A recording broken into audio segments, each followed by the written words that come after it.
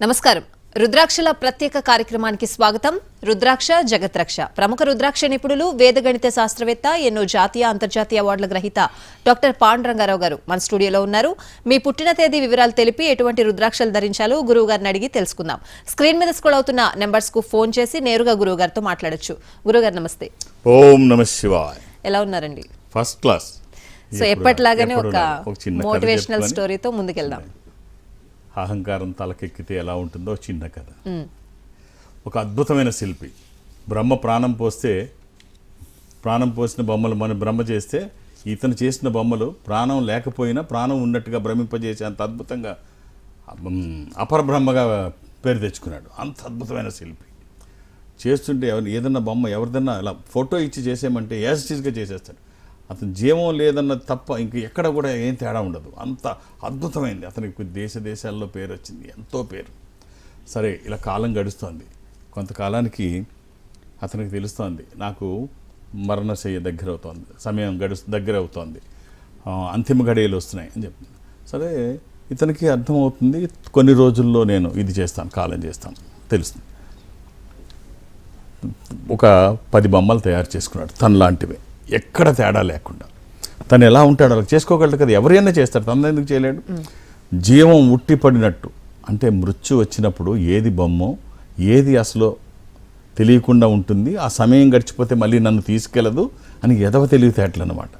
సరే, as it ఈస్గా తనలాగే ఓ 10 బొమ్మలు చేస్తాడు. 10 బొమ్మలు చేసి ఇక మృత్యు వచ్చే సమయానికి తినకు తెలుస్తోంది, ప్రాణం పోయే సమయం, మృత్యు వచ్చే సమయం దగ్గర పడుతుంది, ఆ లక్షణాలు కనిపిస్తున్నాయి. 11వ వాడిగా మధ్యలో దాక్కుంటాడు. ఆ సమయం దాటిపోతే తీసుకువెళ్ళడానికి ఉండదు కదా, ఆ సమయం దాటిపోవాలి, దొరకకూడదు. సరే, అలా ఉంటాడు. ఉంటే మృత్యు వస్తుంది, వచ్చి చూస్తుంది, అన్ని చూడాలి, ఎక్కడా దొరకట్లేదు, ఎక్కడున్నాడు చూస్తే ఇక్కడ ఒకళ్ళు కాదు 11 మంది ఉన్నారు.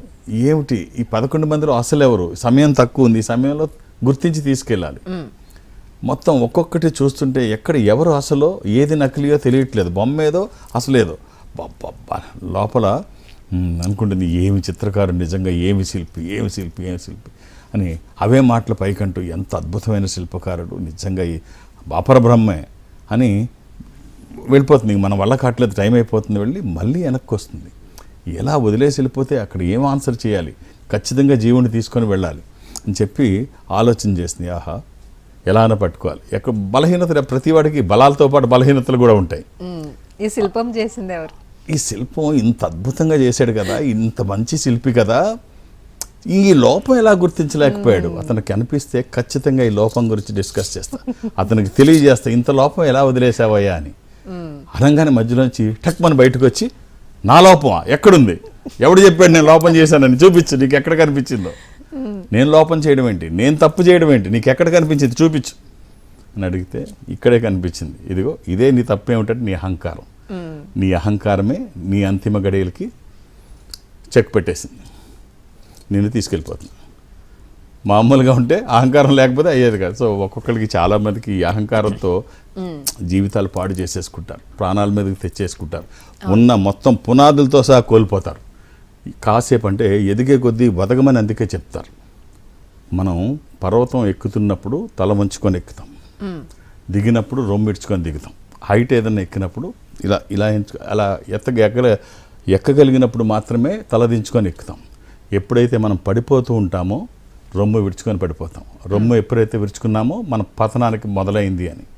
సో శిరస్సు ఉంచుకుంటే మనం హైయెస్ట్ ఎదుగుతున్నాము అని అర్థం. కాబట్టి అహంకారం తగ్గించుకోకపోతే చాలా ప్రమాదం. ఆల్రైట్ సార్, చాలా మంచి స్టోరీ చెప్పారు.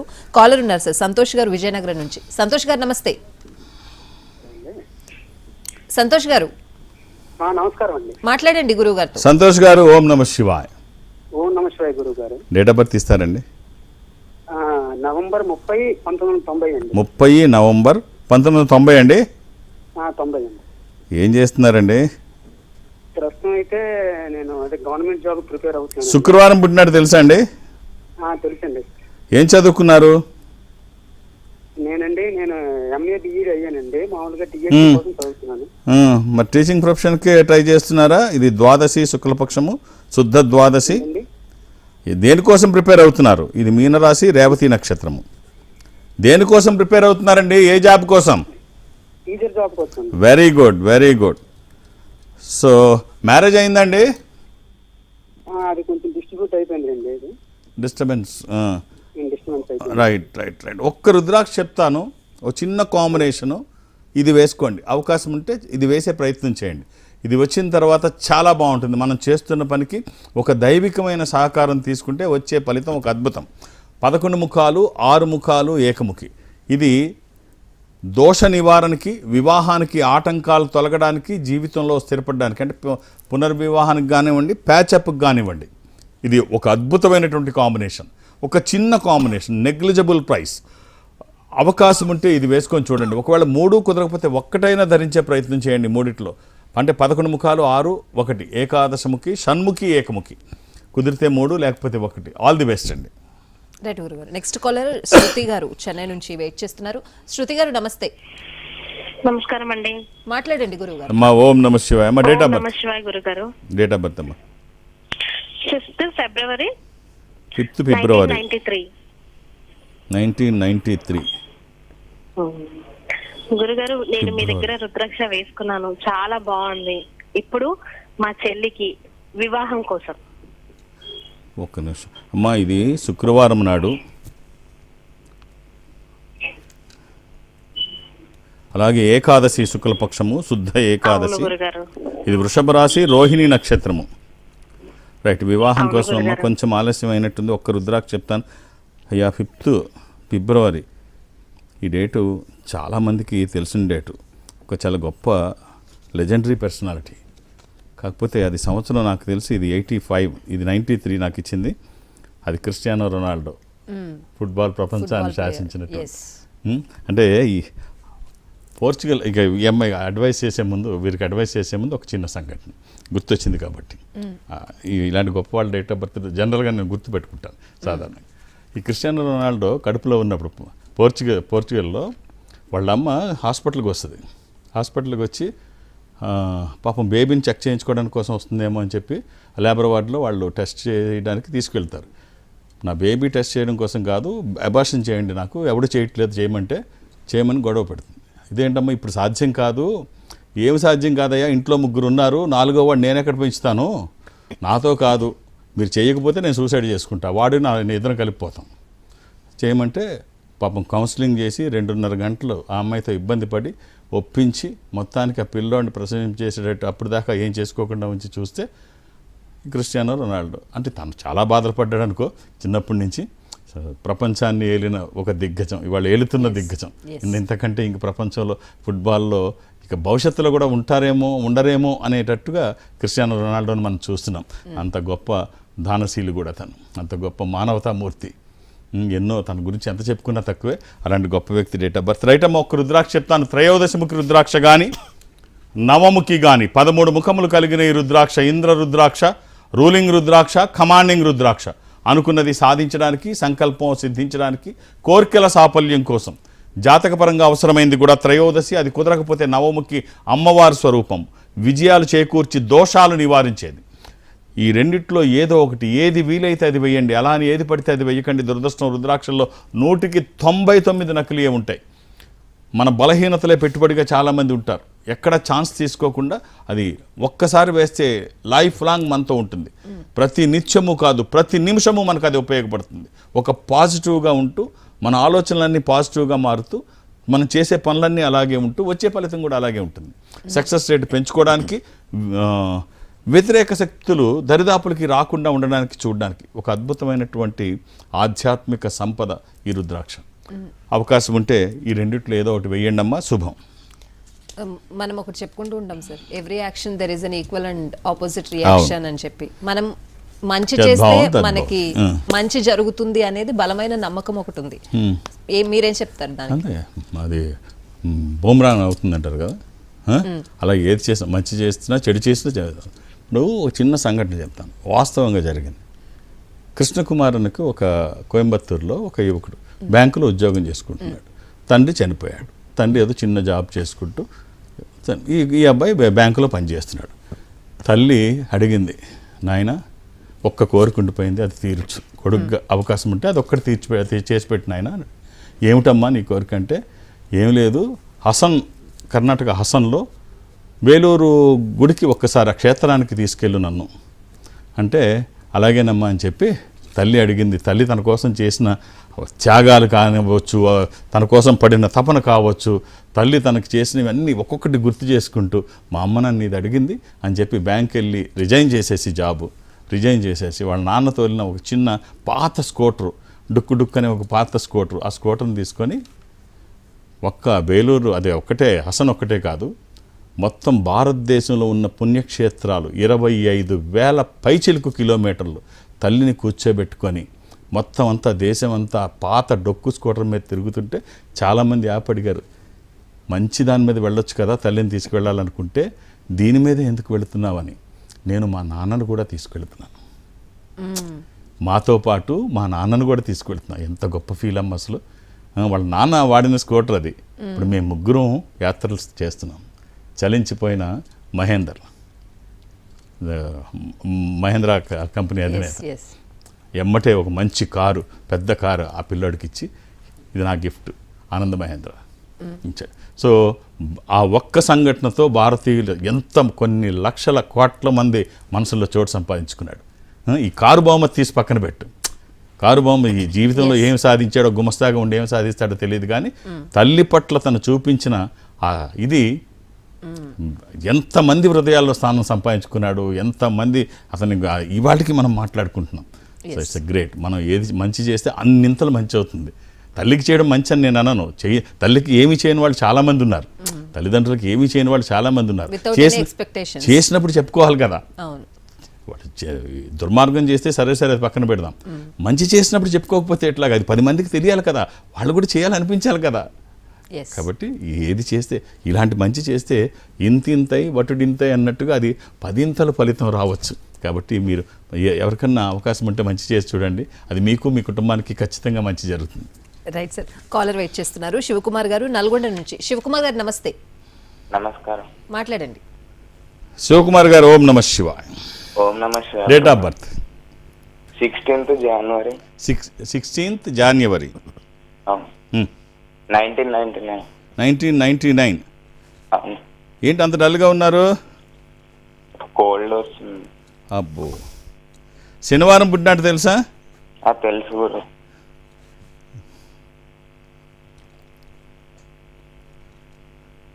ఇది చతుర్దశి కృష్ణపక్షము, మాస శివరాత్రి, అమావాస్య ముందు రోజు. తెలుసా మీకు?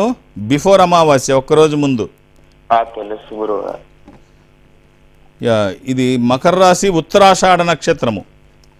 ఖచ్చితంగా నాకున్న అవగాహనతో ఖచ్చితంగా విదేశాలకు వెళ్ళే అవకాశం ఉంది. ఇప్పుడు అదే ట్రై చేస్తున్నాను. వెరీ గుడ్, ట్రై చేయండి. మాస్టర్స్ కోసమా? అవును. Very nice. ఒక్క రుద్రాక్ష చెప్తాను, వీలైతే వేయండి. ఈ ద్వాదశముఖి రుద్రాక్ష, అష్టముఖి, రెండిట్లో ఏదైనా ఒక్కటి. ఈ 12 ముఖములు కలిగిన రుద్రాక్ష ద్వాదశ ఆదిత్య స్వరూపము, అంటే సూర్య స్వరూపం. ఉన్నతమైన స్థితి కోసము, అనారోగ్య సమస్యలు లేకుండా బ్రైట్ ఫ్యూచర్ కోసము. అది కుదరకపోతే అష్టముఖి, గణపతి స్వరూపము, విఘ్నాలు లేకుండా ముందుకు వెళ్ళడానికి, నిర్విఘ్నంగా అన్ని పనులు చేసుకోవడానికి, కెరీర్ కోసము. All the best sir. చాలామంది నన్ను అడుగుతూ ఉంటారు, నేను కూడా మీతో చాలా ఇయర్స్ నుంచి ట్రావెల్ అవుతున్నా ఈ ప్రోగ్రామ్ ద్వారా. ఆయన చెప్పిన ఎగ్జాక్ట్గా ప్రెడిక్ట్ చేస్తారు, ఆయన జరుగుతాయి కూడా అని చెప్తూ ఉంటారు. నా క్వశ్చన్ ఏంటంటే, అంత ఎగ్జాక్ట్గా ఎలా ప్రెడిక్ట్ చేయగలుగుతున్నారు మీరు? అంటే నాకు నా అనుభవం, నా చదువు, నా అనుభవం. సో నన్ను చూస్తుంటారు రోజు, సబ్జెక్ట్ అదే కదా. సో అదొకటి, మనం ఏదన్నా ఒక పాజిటివ్గా మాట్లాడితే అన్నీ ఒక మంచి జరిగింది అనుకో, వరుస పెట్టి మంచి జరుగుతూ ఉంటుంది చాలామంది జీవితంలో. ఒక కష్టం వస్తే కష్టాలన్నీ ఒకసారి మీద పడుతూ ఉంటాయి. ఒక ఫ్లో మనలో వెళుతున్నప్పుడు ఆ ఫ్లో కంటిన్యూ అవుతుంటుంది. అందుకని ఇంతకాలం నన్ను కూడా ఆదరిస్తున్నారు ఇన్ని సంవత్సరాల నుంచి. సో ఒక పాజిటివ్ ఎలా ఉంటుంది అంటే అంటే మాట పాజిటివ్ అనే కాదు, ఒక మాట ఎంత బలంగా ఒక మనిషి మీద పడుతుంది అంటే, మందులేమి ఇవ్వక్కర్లేదు. ఒక బలహీనంగా ఉండి కళ్ళు కూడా తెరవలేని పరిస్థితుల్లో హాస్పిటల్ బెడ్ మీద పడుకొని 12 రోజుల నుంచి లంకనం చేస్తున్న వాడి దగ్గరికి పోయి, నీకు యూరప్ లాటరీ తగిలింది, ఇన్ని కోట్లు నీకు వచ్చింది అనగానే లేచి పరిగెట్టడానికి ప్రయత్నం చేస్తాడు. అప్పటి వరకు ఓపిక లేకపోయినా. వీక్ హార్ట్ అయితే హార్ట్ ఫెయిల్ అయి చనిపోతాడు. ఇతను అంత బలం తెచ్చుకోవడానికి అతనికి బలానికి ఏం ఇంజెక్షన్స్ ఇవ్వట్లేదు, ఒక్క మాట మాట అంత శక్తివంతమైంది. సో అలాగే చాలా బలంగా శారీరకంగా మానసికంగా చాలా బలంగా ఉన్న ఒక వ్యక్తికి దగ్గరికి పోయి నీ కొడుకుని లారీ గుద్దేసింది, అతను చనిపోయాడు అని చెప్తే తోటకూర కాడలాగా పడిపోతాడు. అంత స్ట్రాంగ్గా ఫిజికల్గా మెంటల్గా స్ట్రాంగ్గా ఉన్న వ్యక్తి బలహీనపడడానికి ఏమీ మందులు ఇవ్వట్లేదు, ఇంజెక్షన్స్ ఇవ్వట్లేదు, ఒక్క మాట. సో మాటలు చాలా బలంగా ఉంటాయి, చాలా శక్తివంతవి. అందులో మన సబ్ కాన్షియస్ చాలా శక్తివంతమైంది, అది ప్రిపేర్ చేస్తుంటుంది మాట్లాడినప్పుడు. మాకు ఎలా ఉంటుందంటే నేను మార్నింగ్ 3 గంటలకు లేస్తాను, మహాస్ఫటిక శివలింగానికి అభిషేకం చేస్తాను, రోజు రుద్రాక్షల మధ్యలో ఉంటాను. సో ఆ మైండ్ ఎటు వెళ్తుంటుందంటే అలాగే వెళుతుంటుంది, ఒక పద్ధతిలో వెళుతుంటుంది. అందులో మాలాంటి వాళ్ళ దగ్గరికి వచ్చినప్పుడు మంచి జరగాలని కోరుకొని వస్తారు. అప్పుడు మేము ఏం మాట్లాడాలి, మంచి మాట్లాడడానికే ట్రై చేయాలి. ఆ మాట్లాడుతున్నప్పుడు ఇది చూస్తున్నప్పుడు ఏవైతే వస్తూ ఉంటాయో అన్నీ పాజిటివ్గానే వస్తుంటాయి, అవన్నీ వాళ్ళకి ఉపయోగపడేటట్టే వస్తుంటాయి. సో అందుకనే అవి జరగడానికి కూడా అవకాశం ఎక్కువ ఉంటుంది. నేను ఎక్కడ ఒక్క నెగిటివ్ వర్డ్ యూజ్ చేయను. నా సుదీర్ఘ ఈ ప్రస్థానంలో ఎవరిని విమర్శించడం కానీ, ఒక్క నెగిటివ్ పదం వాడడం కానీ, ఇది నీ జాతకం బాగలేదని కానీ, లేకపోతే ఇది వేసుకోకపోతే నీకు ప్రమాదం అని కానీ, లేకపోతే అలాగే ప్రలోభాలు కూడా, ఇది వేసుకుంటే రేపు పొద్దున్న 7 ఫ్యాక్టరీలకు ఓనర్ అవుతామని కానీ ఇలా చెప్పలేదు. జాతకాన్ని అనలైజ్ చేయడం, అందులో పాజిటివ్గా ఉన్నాయన్నీ ఎత్తి చూపించడం. నెగిటివ్ అసలు టచ్ చేయక్కర్లేదు, వాటి గురించి మనం మాట్లాడుకోక్కర్లేదు, ఉన్నా చెప్పక్కర్లేదు. ఎందుకు నెగిటివ్ అవసరం లేదు, వాటి గురించి ఎందుకు మనం తలుచుకొని బాధపడడం, అనారోగ్యాన్ని కొనుక్కోవడం. సో బాగున్న దాన్ని భూతత్వంలో చూడగలగడం, అవి సాధించుకోవడానికి ప్రయత్నం చేయడం, ఎవరిదన్నా సహకారం తీసుకోవడం. ఎంతసేపు అంటే మనం రోడ్డు మీద నడుస్తుంటే ఎవడు వచ్చి ఇక్కడ పూలు చల్లి దీని మీద నువ్వు నడు అని ఎవడు చెప్పడు. ఎలా ఉంటే అలా నడవాలి, ఆటంకాలు వస్తే అధిగమించాలి, లేకపోతే అక్కడే ఆగిపోతుంది జర్నీ. సో అది ముందుకు వెళ్ళడం కోసం ఏ విధమైన ఇలాంటివి ఏదైనా ఉపయోగపడితే మాత్రం ఖచ్చితంగా వాళ్ళు ముందుకెళ్తారు. ఆ క్రమంలో వాడకూడని పదాలు, వినకూడని శబ్దాలు వింటే మాత్రం వాళ్ళు వెనక్కి వెళ్తారు. మన ఉద్దేశం ఏమిటి అంటే ఎంతసేపు ముందుకు వెళ్ళడానికి మనం ఏమాత్రం ఉపయోగపడతామన్న ప్రయత్నం, ఓ చిన్న ప్రయత్నం అంతే. ఎస్, కాలర్ వెయిట్ చేస్తున్నారు సార్. పద్మ గారు ఆసిఫాబాద్ నుంచి. పద్మ గారు నమస్తే. నమస్తే అండి. మాట్లాడండి గురువు. అమ్మా ఓం నమ శివాయ్. ఓం నమ శివాయ. గురువు గారు నమస్కారం అండి. నమస్కారం అమ్మా. ఎక్కడి నుంచి మాట్లాడుతున్నారు పద్మ గారు? మాది కొమరంభీం ఆసిఫాబాద్ డిస్ట్రిక్ట్ అండి, దైవం మండలం. కొమరంభీం ఆసిఫాబాద్. ఆసిఫాబాద్. అమ్మా డేట్ ఆఫ్ బర్త్? 7/8/1998. ఆగస్ట్ 7వ తారీఖు. అవును. 98 అమ్మా? అవును. ఎవరిదమ్మా ఇది? మా పెద్ద కొడుకు. అమ్మా శుక్రవారం పుట్టినట్టు తెలుసా? తెలియదండి. గుర్తుపెట్టుకో అమ్మా. గుర్తులేదండి, చెప్పండి. సరే, పున్నమి రోజు పుట్టినట్టు తెలుసా పోనీ? అవును, రాఖీ పౌర్ణమి వచ్చి. Very good. అది శుక్రవారం కూడా. ఓకే. అది కుంభరాశి, శతభిష నక్షత్రము. అమ్మ ఈ అబ్బాయికి ఇవ్వాల్సిన రుద్రాక్ష ఒక్క రుద్రాక్ష అమ్మ, ఏకాదశముఖి, 11 ముఖాలు, ఏకాదశ రుద్రస్వరూపము. ఇది హనుమాన్ స్వరూపము కూడా. ఆధ్యాత్మికంగా మంచిది, ఆరోగ్యపరంగా మంచిది, భయాందోళనకు అవకాశం లేనటువంటిది ఈ రుద్రాక్ష. కానీ ద్వాదశముఖి కానీ సూర్యనారాయణ స్వరూపము. ఈ రెండిట్లో ఏదో ఒకటి మీకు ఏది వీలైతే అది ఇచ్చి చూడండి. మీ ఆశీర్వచనము, వాళ్ళ ప్రయత్నము, ఈశ్వరానుగ్రహము. నా వంతు బాధ్యతగా జాతకాన్ని వేదగణితంతో అధ్యయనం చేయడం వల్ల జాతకంలో దోషాలు ఉంటే నివారించబడతాయి. ఈ రుద్రాక్ష ఒక పాజిటివ్ ఎనర్జీని ఇస్తుంది. ఆ వచ్చే ఫలితం ఒక అద్భుతమై ఉంటుంది. అవకాశం ఉంటే రెండిట్లో ఏదన్నా ఒకటి వేసి చూడండి. All the best. 24/7 ఎప్పుడు వేసుకోవచ్చు, ఎలాంటి నియమాలు లేవు. All right. ఇంతకుముందు ఒక రియల్ స్టోరీ చెప్పారు, మదర్ని తీసుకువెళ్తున్న స్టోరీ ఒకటి. అంటే మేము ముగ్గురం కలిపి వెళ్తున్నామని. అక్కడ మనకి పిల్లలకి తల్లిదండ్రుల మీద ఉన్న ప్రేమ గురించి మీరు చెప్పారు. తల్లిదండ్రులకు అంతకంటే ఎక్కువ ఉంటుందేమో కదా సార్? ఉంటుంది, లేకపోతే వాళ్ళ పేరెంట్స్ ఎందుకు అవుతారు? ఇక ఇప్పుడు దేన్నైనా వెలకట్టగలం, అమ్మా నాన్న ప్రేమను వెలకట్టలేము. అది ఎవరైనా అంటే ఇక అంతకని దాని మీద ఎన్నో కథలు ఉన్నాయి. ఓ చిన్న కథ, సంఘటన అనుకో, కథ అనుకో చెప్తాను. అది కొడుకు, నాన్న 10th క్లాస్ పాస్ అయితే నాకు ఏదో బహుమతి ఇస్తానన్నావు, ఎప్పటి నుంచి అంటున్నావు, అది కొనిస్తాను ఇది కొనిస్తానని. 10th క్లాస్ కూడా అయిపోయింది, ఇంకెప్పుడు కొంటానన్నా. నాయన తప్పకుండా ఈసారి ఇంటర్మీడియట్లో మంచి ర్యాంక్ తెచ్చుకో, ఈసారి ఖచ్చితంగా గుర్తుండిపోయేది కొనిస్తాను నాన్న అని చెప్తాడు.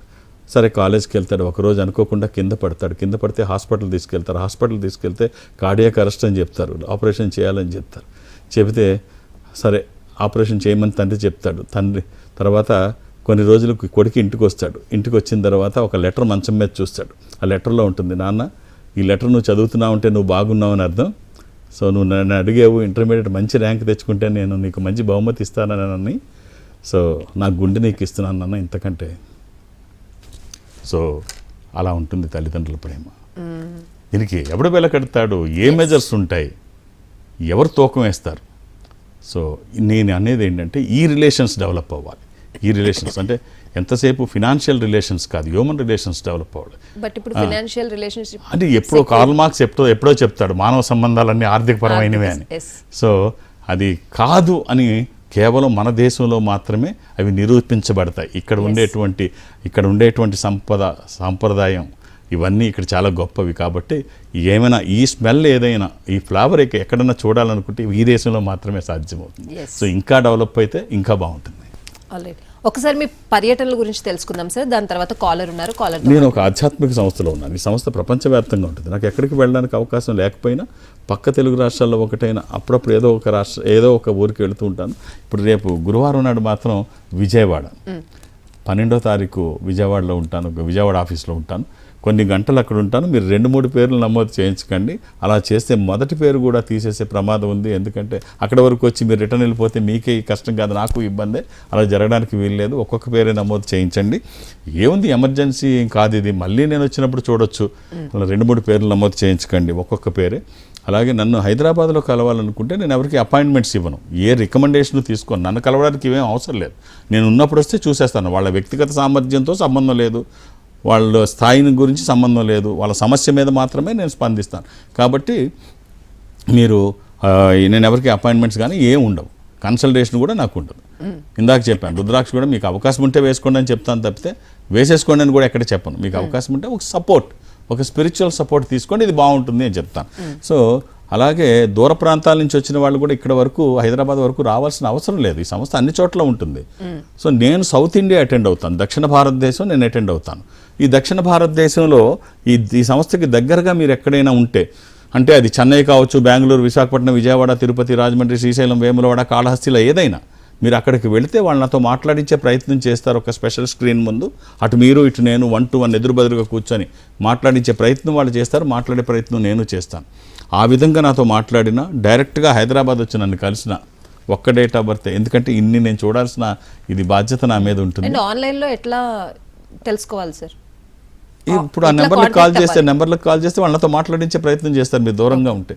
అదొకటి లేదు, మీరు అక్కడికి వెళ్తే మీరు డైరెక్ట్గా మీరు దగ్గరగా ఉంటే, అంటే సంస్థ దగ్గరగా లేకపోతే ఆ నెంబర్లకు ఫోన్ చేస్తే నాతో మాట్లాడిస్తారు. వీడియో కాల్ ఏది వీలైతే అది మాట్లాడిస్తారు. అది మీరు దగ్గరగా వెళితే వాళ్ళు చక్కగా టెక్నాలజీ ఉపయోగించుకొని ఎదురుబదురుగా కూర్చొని మాట్లాడుకునే వ్యవస్థ అక్కడ ఉంది. చక్కగా 1-to-1 మాట్లాడుకునే అవకాశం వాళ్ళు కల్పిస్తారు. ఇప్పుడు మీరు బెంగళూరు ఆఫీస్కి వెళ్ళినా, విశాఖపట్నం ఆఫీస్కి వెళ్ళినా, ఎక్కడికి వెళ్ళినా వాళ్ళు, అంటే చెన్నై అంటే సౌత్ ఇండియాలో ఈ సంస్థ ఎక్కడుంటే అక్కడికి వెళితే వాళ్ళు నాతో మాట్లాడించే ప్రయత్నం చేస్తారు, నేను మాట్లాడతాను. ఇక హైదరాబాద్లో ఉన్న వాళ్ళకి మాత్రమే ఈ ఆన్లైన్ అవకాశం ఉండదు. ఎందుకంటే వస్తే కదా మనం డైరెక్ట్ ఇంటరాక్ట్ అవ్వడానికి అవకాశం ఉంటుంది. సో హైదరాబాద్లో ఒక్కొక్క డేట్ ఆఫ్ బర్త్ అయితే చూస్తాం. ఆల్రైట్ సార్, చాలా మంచి విషయాలు చెప్పారు ఇవాళ కార్యక్రమంలో. చాలా నేర్చుకోదగ్గ విషయాలు అన్నీ కూడా. Thank you sir. Thank you. ఓం నమః శివాయ. ఇది ఇవాళ కార్యక్రమం. నమస్తే.